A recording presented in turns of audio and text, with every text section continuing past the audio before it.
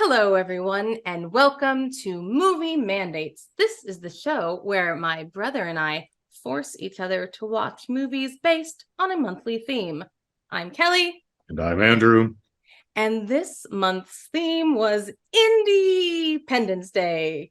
Big Indie. And I mandated Andrew watch Igby Goes Down.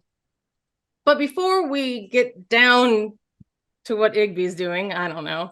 I tried, and I failed.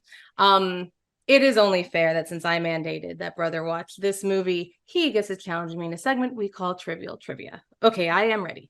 Okay, so Igby Goes Down features an all-star cast.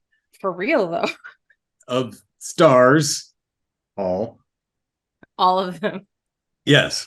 Yes. Two of which are Bill Pullman and Jeff Goldblum. Yes. So, can you name two other movies that star both Bill Pullman and Jeff Goldblum? Weren't there two Independence Days? Shoot. Yes. Yeah, it's Independence Day and Independence Day 2.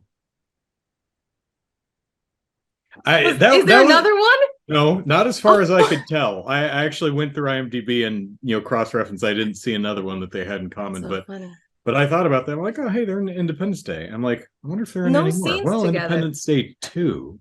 Not in Igby Goes Down. Yeah, that's what I meant. But I was thinking, this is either going to be when she gets right away, or she's going to think of Independence Day and just really be stretching for another one, because nobody remembers that there's a sequel to Independence Day. In fact, that's why just I questioned it. Isn't there one? I'm like, I've never seen it, so I feel like someone's not in it though. Like someone. Will Smith, I think. Maybe that's okay. That would. Yeah, I think everyone is in it except Will Smith. Okay. I don't know if they killed the character off or what, but yeah, I'm pretty sure he's not in it. I think his son is or something. Oh, perhaps. Yeah, he and who played his wife in that movie? Was it Vivica Fox? Yeah. Yeah, their kid, because they had like an 8-year-old son in the movie. And yeah. Barky the dog or something. Turbo. You could say Dipshit the and dog. I'd be like, sure. Yeah. She's in the tunnel, the fire scan, and she yells at him to come into the tunnel. And Boomer. I don't. Okay, Boomer. I don't know, but I wonder if the dog is in it. But that young boy, I think, is 20 years later or whatever is. Well, then the dog's probably not in it. Yeah, probably the dog may have passed away. Probably not due to alien explosion fires, but or hopefully not. Hopefully peacefully and whatnot. But yeah, not as peacefully as Susan Sarandon went in Igby Goes Down. What an opening, huh? What a transition. That is not how I expected a movie to open. So I watched the opening scene. Well, I watched the whole movie too, by the way. Yes, I watched all the scenes subsequent to the opening scene. Yes. And I think I was slack-jawed the whole time. Because I'm like, first off, Susan Sarandon's in a bed and she's making the most horrible wheezing noises of like smoker's lung or tennis elbow lung or whatever they were talking about in the first. And it's snoring and wheezing all at the same time. And then she abruptly stops and they put a plastic bag over her head and she goes, and then it goes to, opening credits. So that's the scene. And I'm just like, what am I watching? What is happening? And like, even her breathing, I knew. I was like, oh God, something. And they're just sitting there looking at her and having some weird stilted conversation. And that's how I started the movie. They mentioned that they poisoned her. Yeah. But yes, but just the whole way that they talk about things. And I went down the whole of like, does Ryan Felipe only get cast as like rich, obnoxious, like no, but it is a type he plays. I think I was zoomed in on that for a moment. I was like, oh, like, I've seen you do this, dude.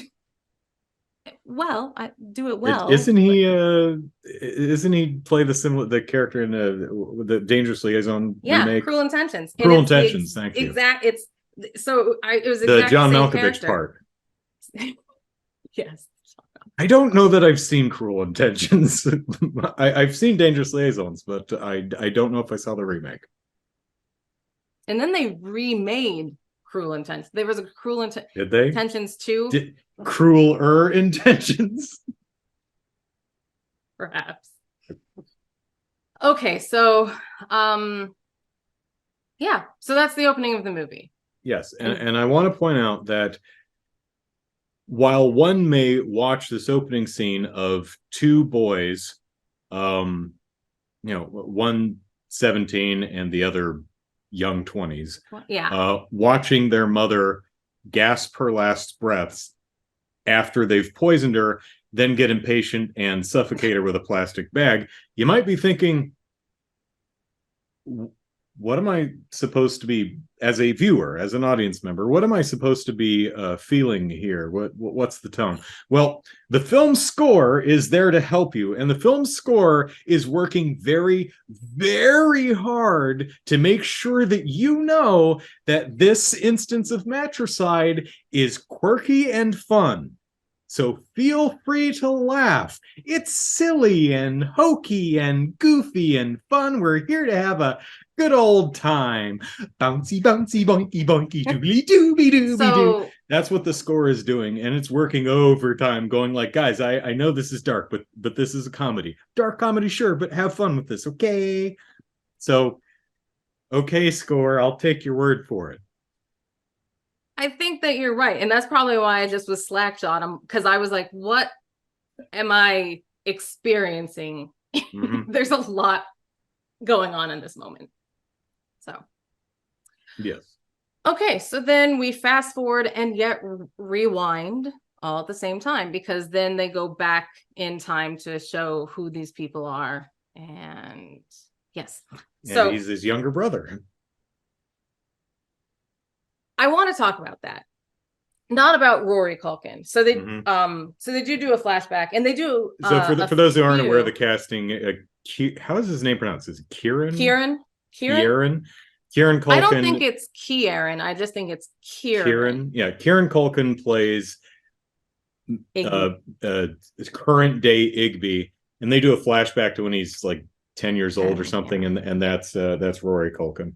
Yeah, and so they do have flashback Ryan Felipe. Although I had to check, the kid who plays the younger Ryan Felipe is not a Felipe, so no, I don't remember who it is. But so this was the point I was trying to make, and it's just, I understand why they do it in movies, but the fact that like 10 years ago he had the exact same douchebag haircut, or like they always have, like when they do flashbacks, and again, I understand the wow, you haven't changed your style in 10 years. Yeah, you're supposed to so the audience recognizes you. Yeah. It is for the audience, but for me, I'm always like put out by it. I'm like, come on, my hair is very different. It wasn't purple when I was 17.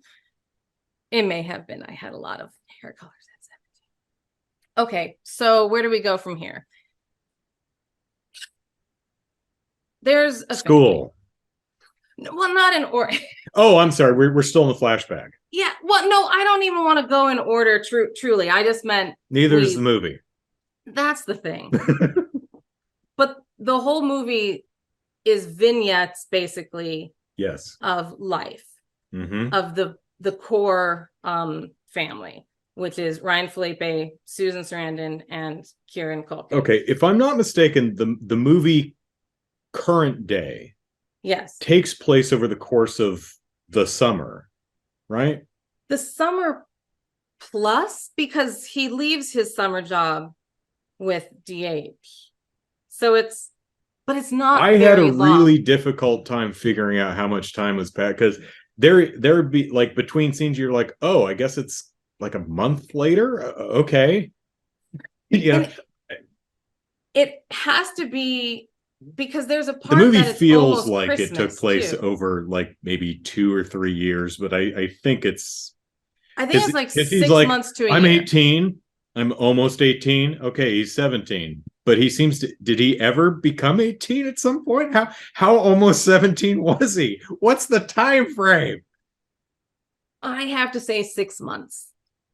Okay. Yeah. Because they always talk about going back to school in the spring semester. So he had a summer right with DH.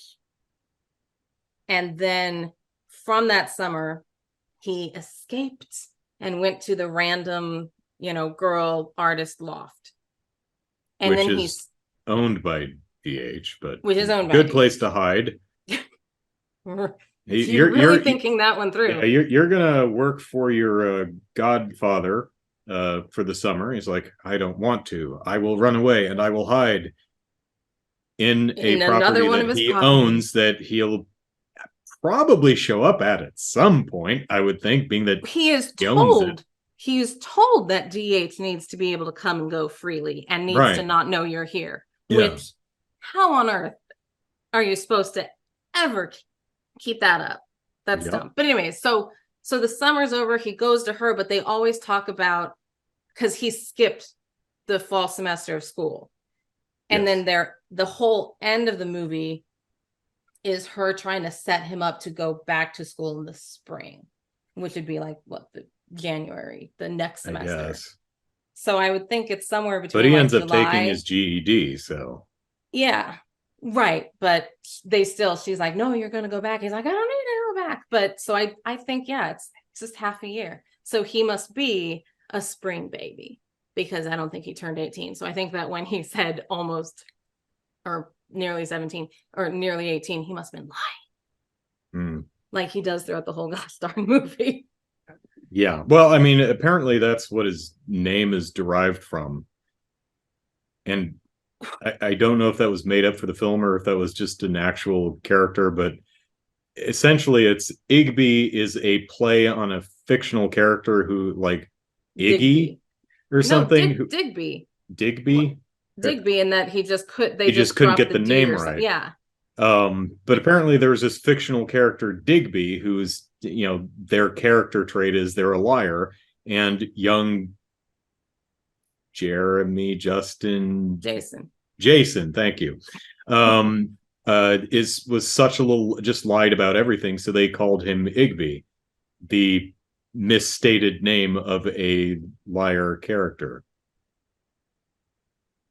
And I'm like, what a terrible story. Yeah.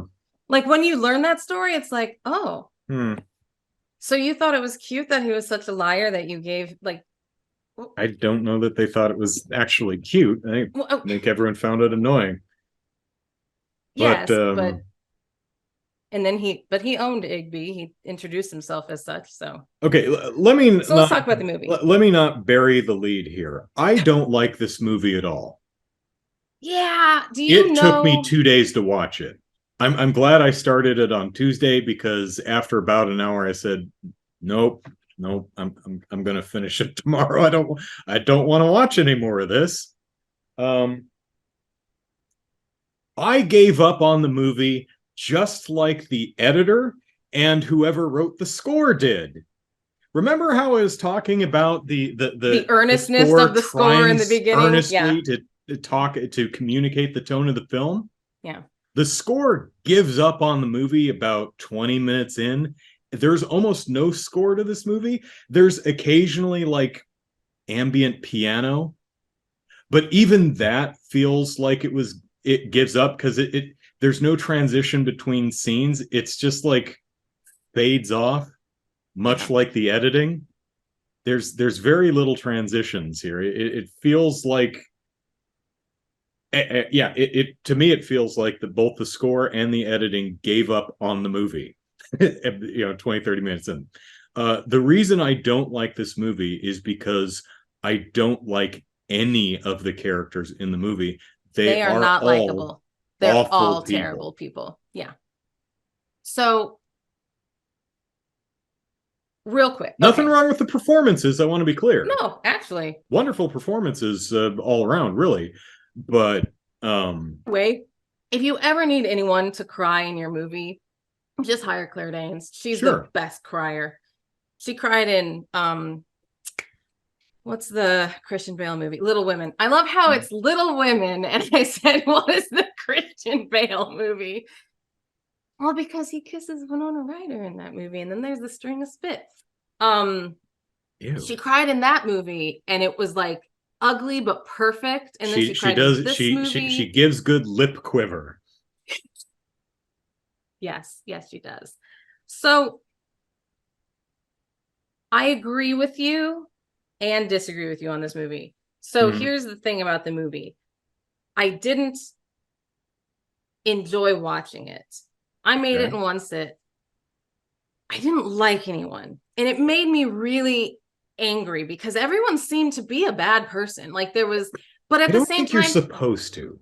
If everyone's a bad person, then you're not supposed to be rooting. You're just supposed to be observing, I guess. I guess it's I think, well, because of the score in the first 20 minutes of the movie, it's supposed to be funny. I think it's supposed to be like a reality show. You're just supposed to look at these awful, stupid people and laugh at them because they're awful and stupid. I think if you're going to do that, though, it has to be really heightened and more than it is. There are a couple moments of this movie that actually made me laugh. There's a scene near the beginning where Igby and someone are in a park, and in the background are two women playing hockey and just beating the shit out of each other. And the scene comes through fruition, though, because then they leave the park and it pans over to the girls. And they're still rolling around on the ground, beating each other with. I'm like, that's funny. And then there's a scene where Susan, is her name Sarandon or Sarandon? I've never known. I don't know. Well, at least her name is Susan. But where Susan. Hold on, because it's Sarandon. It has to be because it's Chris Sarandon.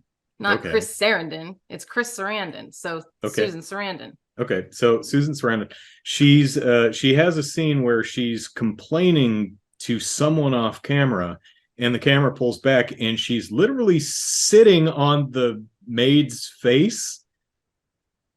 I'm like, okay, that was unexpected.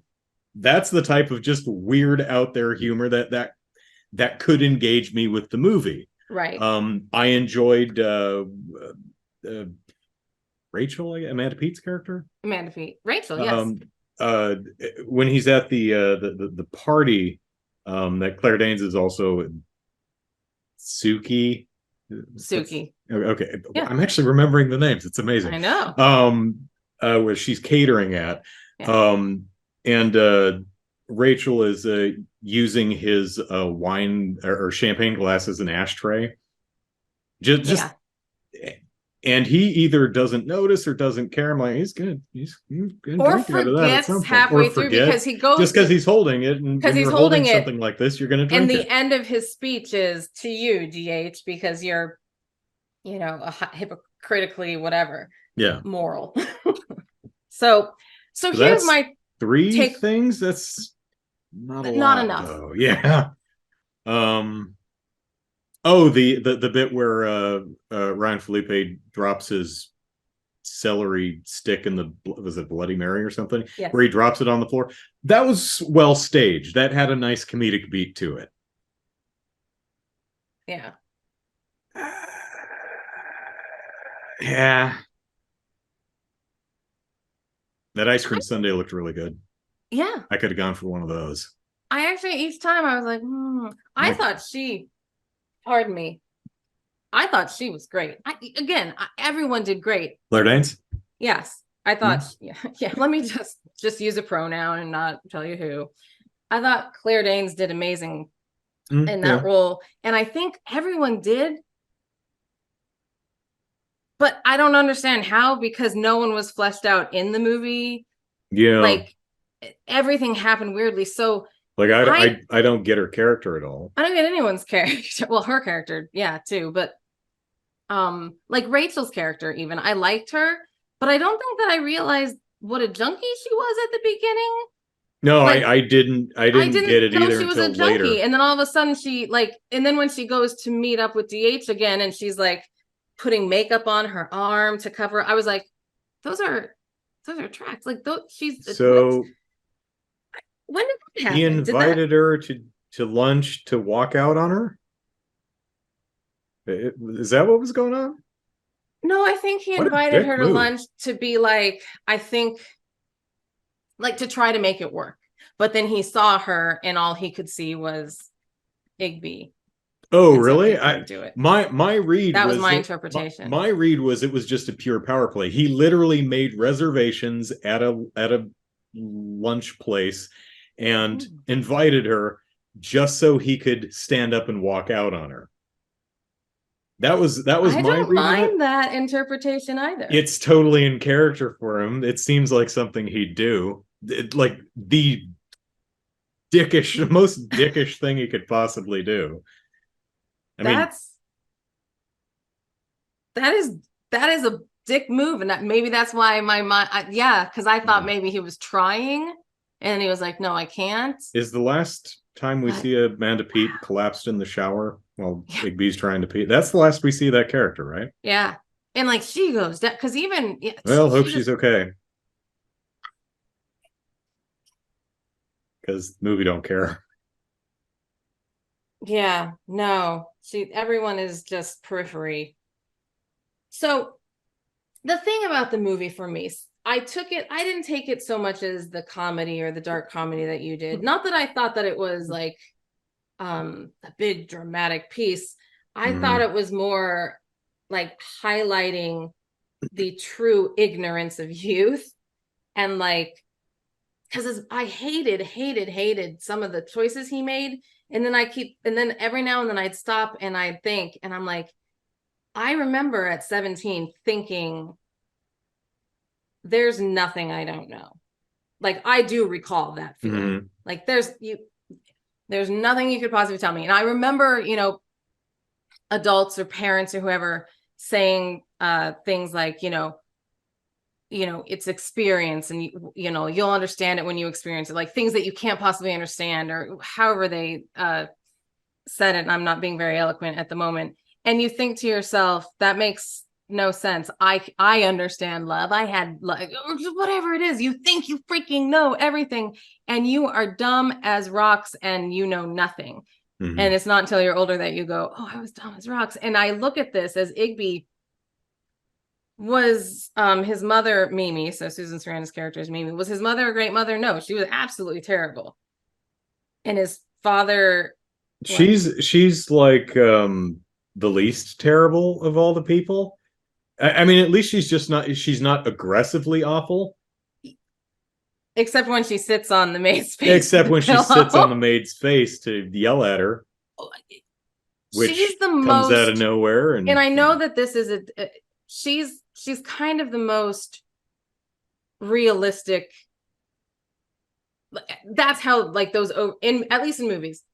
I didn't have a mother like that, but like at least in movies, you think of that perfectionist, overbearing mother who nothing is ever good enough for, and she plays it well. And so I guess for me, like there's nothing new there with her being a terrible person, but she is a terrible mother.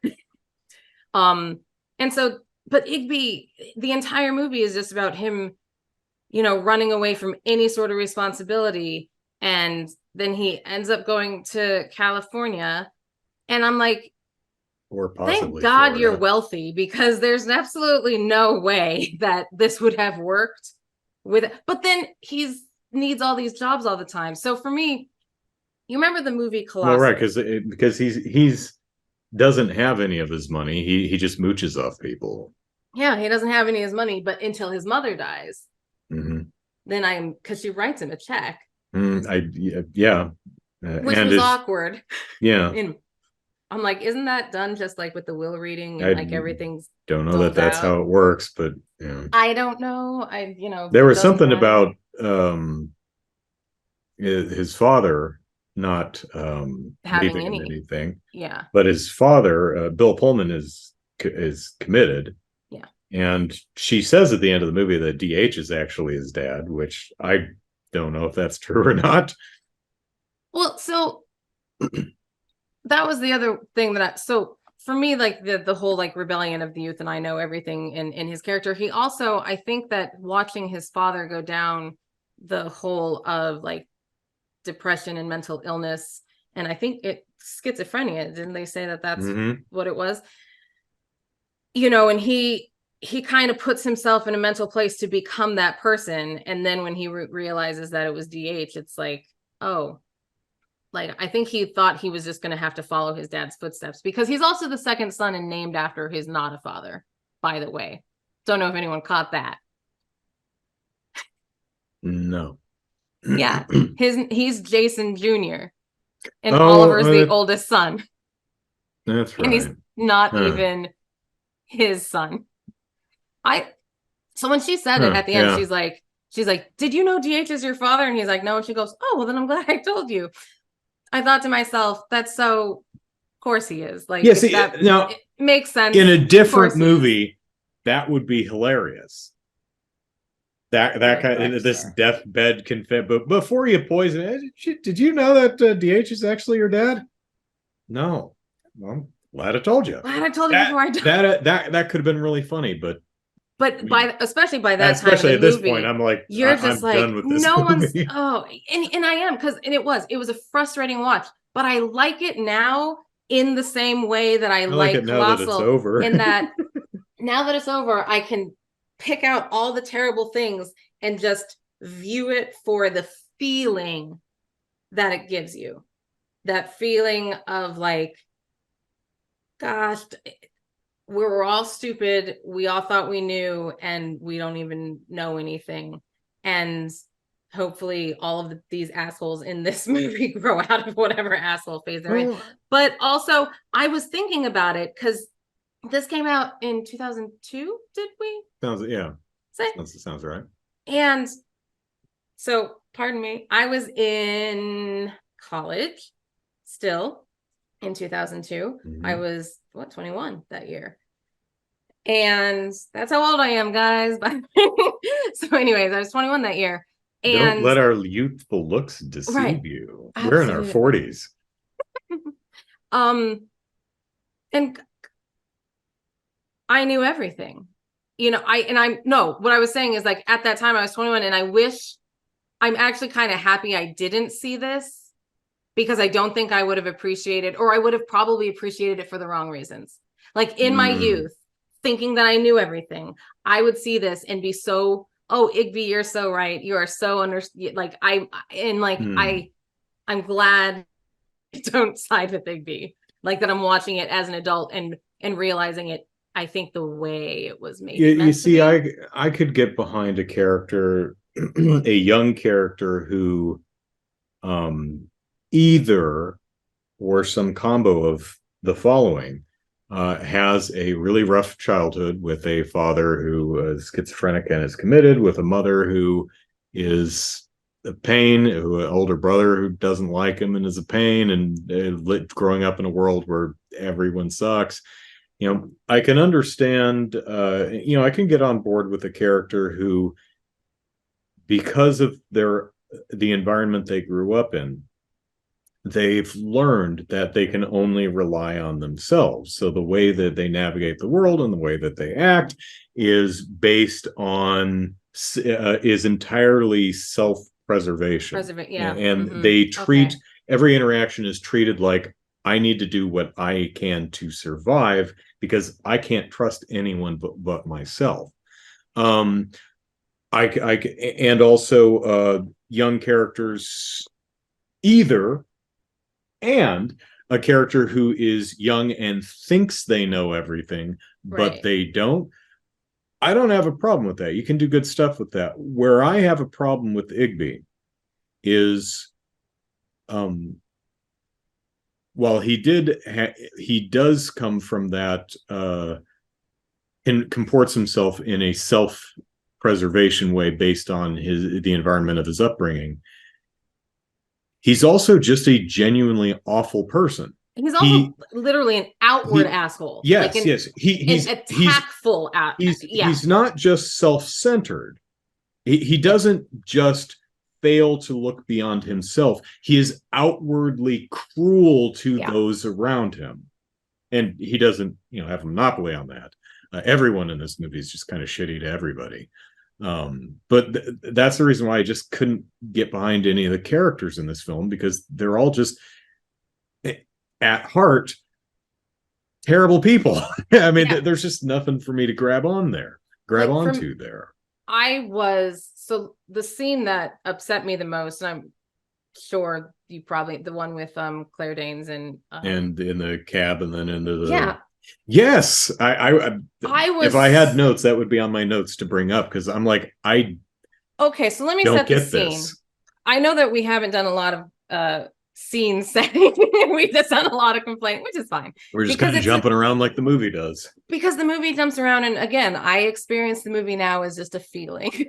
Yeah, how you described it as a series of vignettes is correct. There will be a scene, and then it gets bored and just kind of peters off or stops, and then it starts a new scene, which could be like a month later. Yeah, and like it's as if it starts in the middle of a scene. Sometimes, as well, like when it gets to it, you think, oh, they're already into whatever the. So, pardon me. So, Claire Danes and so Igby and Suki, good combo, have become friends with benefits. Combo, great. They're sleeping in that artist loft, and Big Brother. Oliver, Ryan Felipe, comes in and basically wakes them up from post-coital sleeping. She gets dressed, and then he's like, oh, hey, I'll give you, let's share a cab to wherever. And I was so in a upset, very sleazy, overtly sleazy way. Exactly what he's already trying to do. And in my head, she doesn't even give in at that moment. She's very much kind of like, no, it's no big, no thanks. And he talks her into it. So she feels, so you're entering the scene like he's going to make a move on her, but you're also entering the scene like, good for her. And he's going to do it. Yeah. And he's going to do it specifically. Despite his he's brother. Going to treat her as an object that he can take away from his brother just because he can. Exactly. Which made me hate him in that scene. Because before he was just an older brother, like a privileged older brother. There's really nothing wrong with him. He was just a character. But once he did this, you're like, oh, you're just a rotten ass clown. But they just directed it so poorly, because she seems to be creeped out by it. Like when they're in, she doesn't seem to be into it. She seems to be kind of like, oh God, he's really, he's reaching across and futzing with her hair and pulling on her shirt and stuff. And she's cringing. She's pulling away from him and looking really uncomfortable. And then he invites himself in, and she's like, I mean, if you just need to, because he bullshits about, I lost my keys or something, and no, I'll just keys, right? It's not phone. I'll just stand out here in the rain forever. She's like, would you like to come in and use the phone?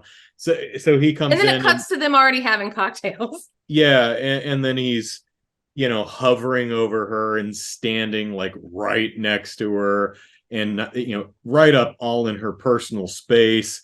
And the way Claire Danes is playing it, which I don't fault her, because I'm sure whoever directed this told her to do it, is she's playing it like, yes, dude, like she's really uncomfortable. But and again, I was so happy at this time. I'm like, you better punch him in the face, girl. You're gonna and I was like with her.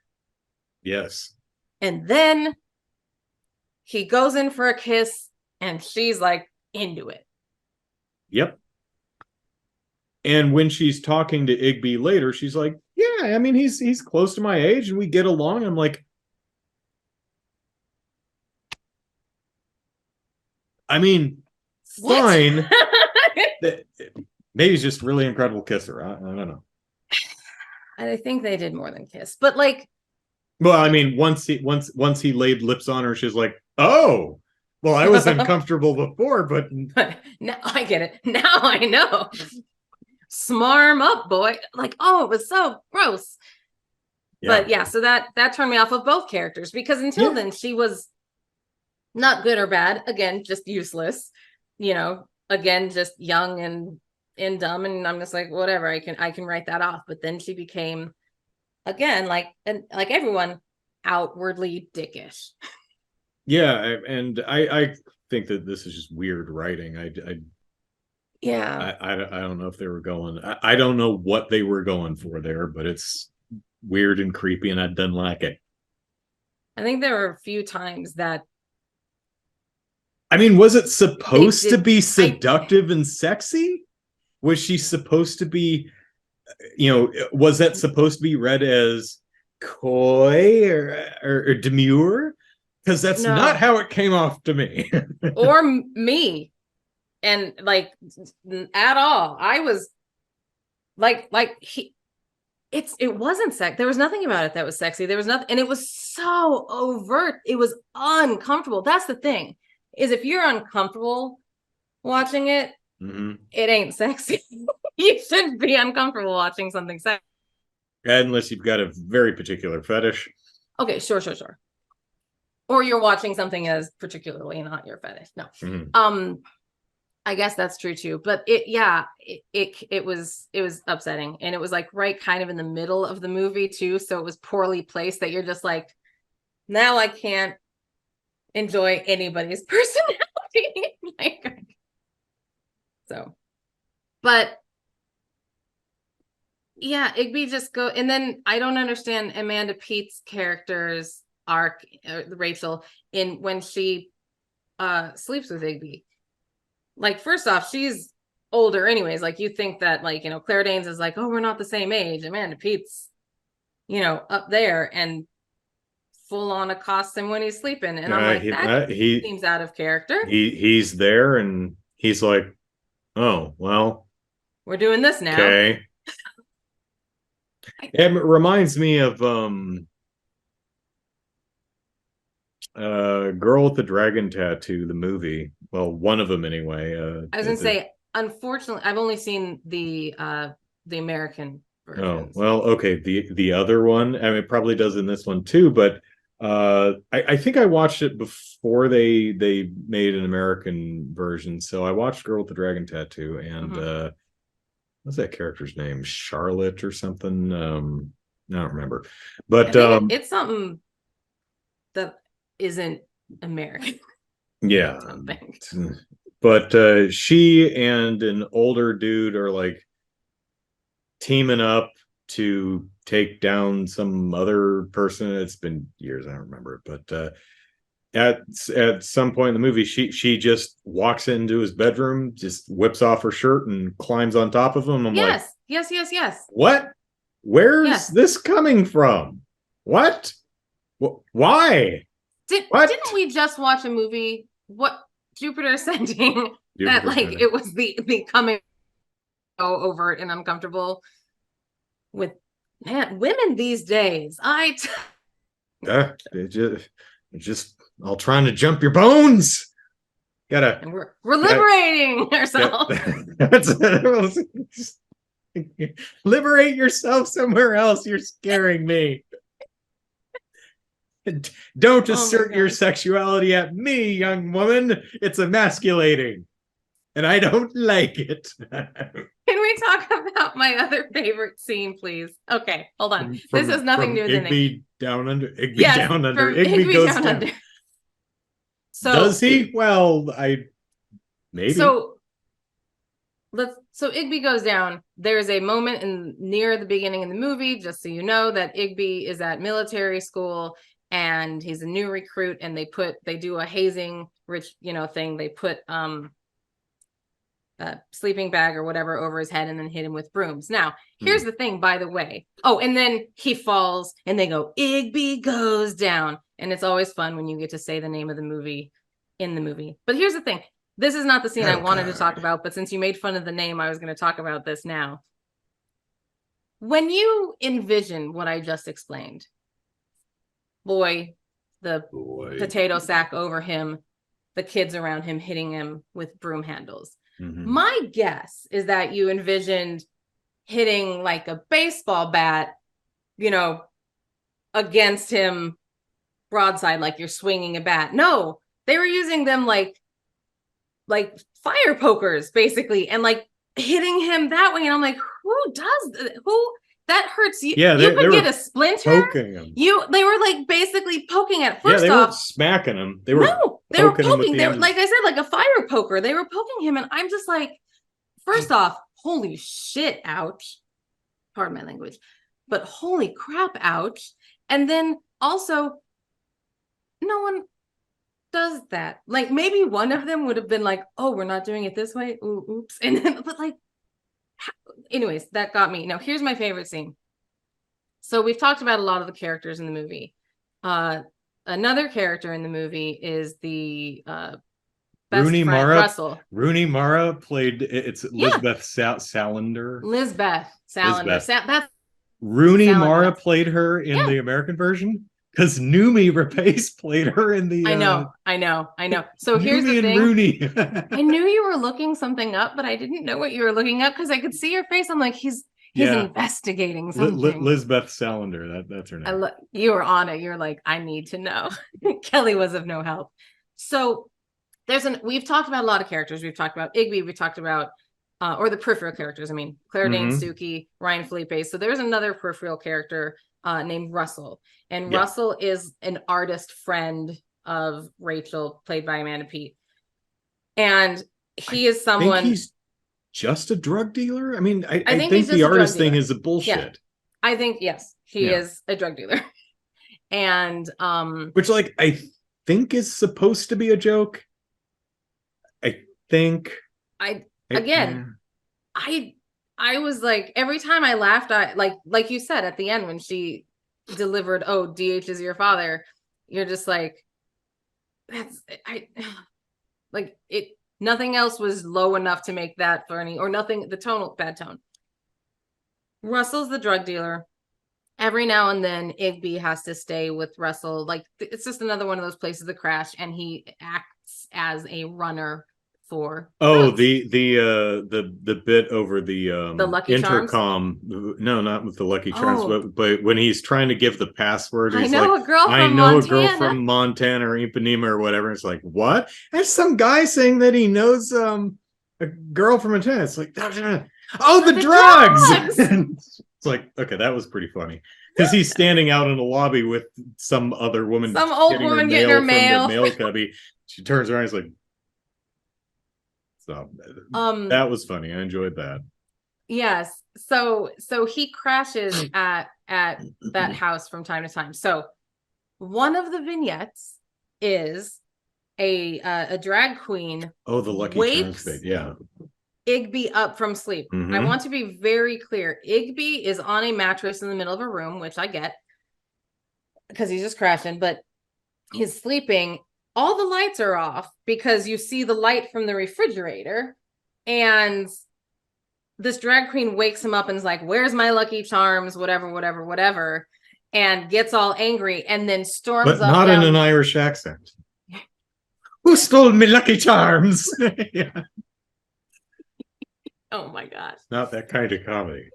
Smash and dress, though. That silver dress. She was beautiful. Absolutely. She looked great. And, she deserved her Lucky Charms. And then she walked right out of the movie. And we'll never know where they went or what happened to them or her. Yeah. So she walks right out of the movie. But here's the part that is interesting.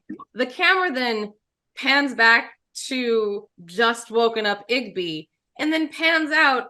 And in that room, sitting in a chair, looking out the window with his smoking back to the Igby, tiniest cigarette, like smoking a that he's got, That was a joint and a roach clip, my friend.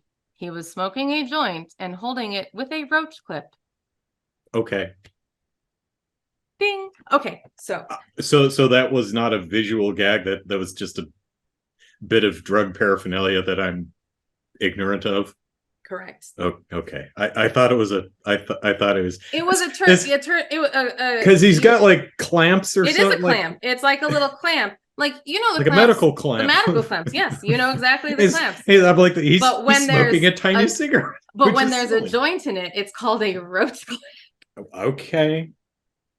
I learned something new today. See, I'm 43 and I have yet to learn everything. I just learned you were 43. Like what? When we talked last week? Yeah.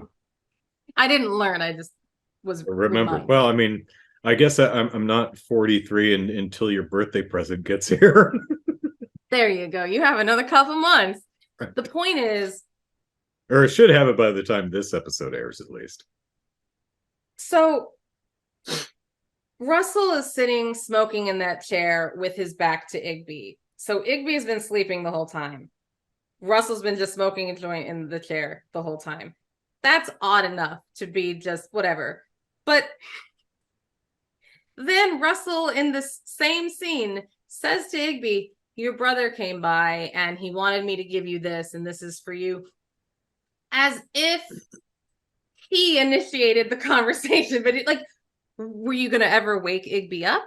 Were you going to tell him in the morning? But since Igby, did he come by while you were laying there asleep? When was he this conversation? So you've had this information this whole time, and you sitting in the room waiting for Igby? Like, was that really it? But that doesn't seem like your style. Like, it was so, I'm like, when is that drag queen with Lucky Charms an opening for this scene?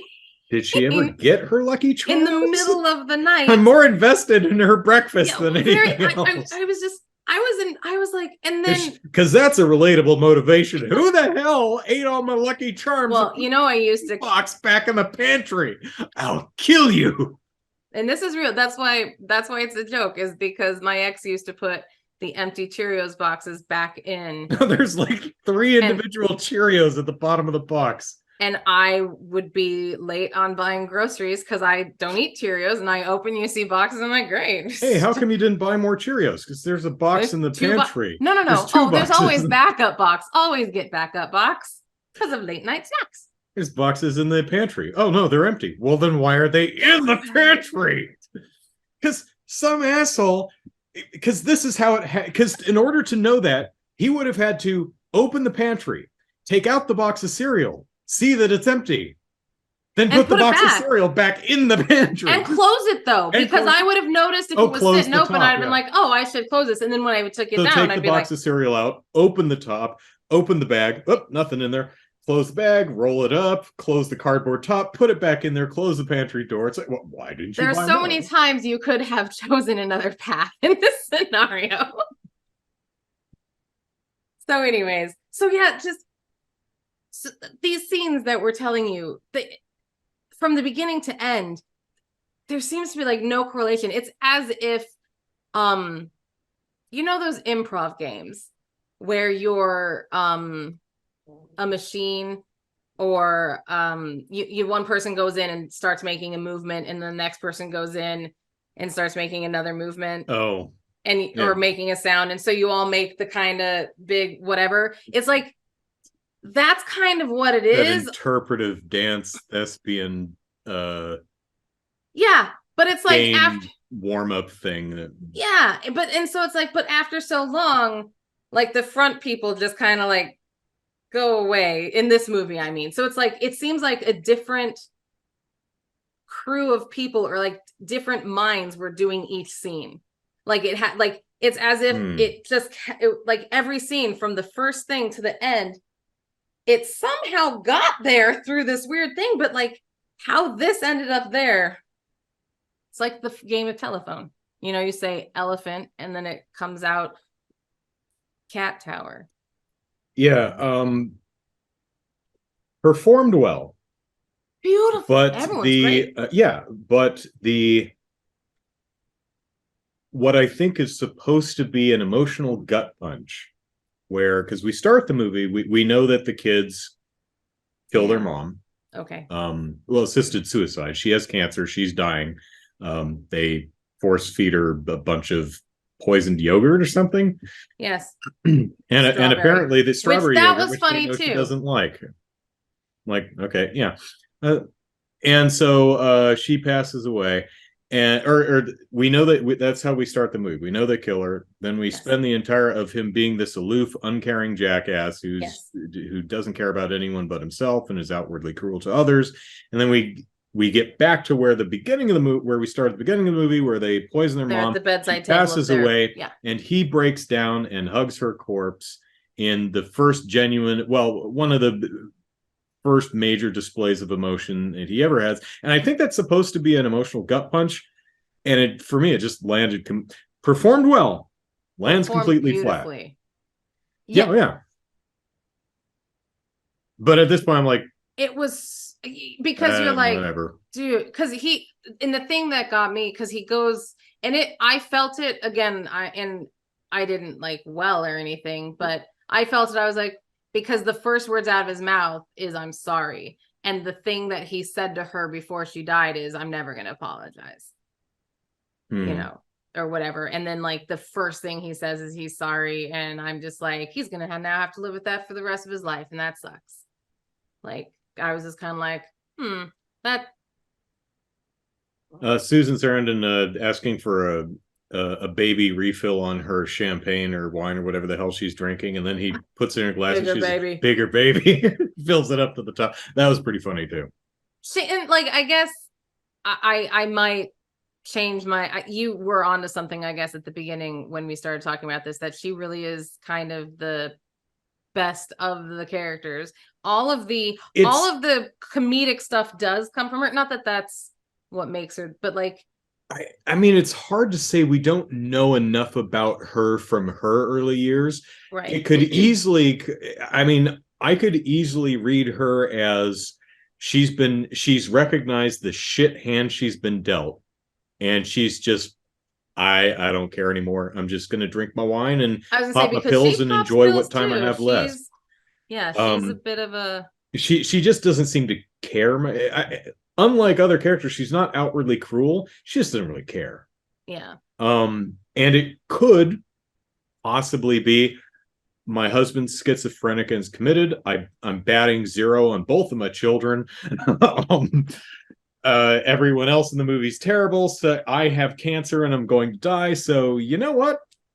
Screw it. I'm just gonna. I don't care about these stupid kids. I don't. I've got enough money to just enjoy what time I have left. And or maybe she's always been an ass and deserves everything she has. It's really hard to say, but that is true, because when we meet her, so the first introduction to the family is a flashback, and they're at dinner. Well, after the movie, but that's but like, so they're at dinner, the 4 of them, young Oliver and young Igby, and she's not very nice, very passive aggressive between her and Bill Pullman, her and her husband, just truly. But he's already out of, like, they've already said, like, he is out of work. He's kind of depressed. I don't think they know like the schizophrenia or anything yet, but like, he is out of work and his hygiene is going down. So she could be any process of I mean, she's not being nice, but she could be justified in her anger, which comes out as passive aggressive, as you said. So very interesting. It's a psychological study movie. I don't think it's an enjoyable movie. No. I think it is a just thinking. Are you friends with anyone in the cast? Watch the movie. There, you'll tell them they did great, because they all did. Because they did. Yeah, my gosh, it's a thing. All right, well, and it's only it's 100 minutes, I think, a little under, maybe 98 minutes, something like that. Says the guy who had to take 2 days to watch. Yeah. Well, I watched about an hour, and then like I don't got another 40 minutes left in me. I'm gonna do something else. Do something happier. I watched what did I watch? I watched Magic, that old where Anthony Hopkins, late 70s Anthony Hopkins. I think I know it. Oh God, what's her name? Dan Margaret? I think so. I like it, Margaret. Gonna have to look because now I don't know. Anyway, it's He's a ventriloquist, and he Anne Margaret. Okay. And it's one of those, is the ventriloquist dummy alive and evil, or is he crazy kind of movies. Yeah. Oh. So I watched that instead of the last 40 minutes of Igby Goes Down. Was it a good movie? No. Better than Igby? Just a different kind of bad. Yeah, I mean, it had it had some Burgess Meredith's in it too. It plays the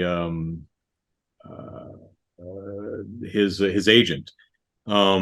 So I was gonna say, when you said Burgess Meredith is in it, he plays and you paused. I was this close to being like, dude, Rocky's trainer, and then I was like, he's thinking about the other movie. Shut up, Kelly. Yeah. Because I was like, how do you not know who Burgess? Yeah, I know who Burgess Meredith, and he's great in the movie. The puppet design is sufficiently creepy. Oh, good. It's just not particularly great film. Oh well.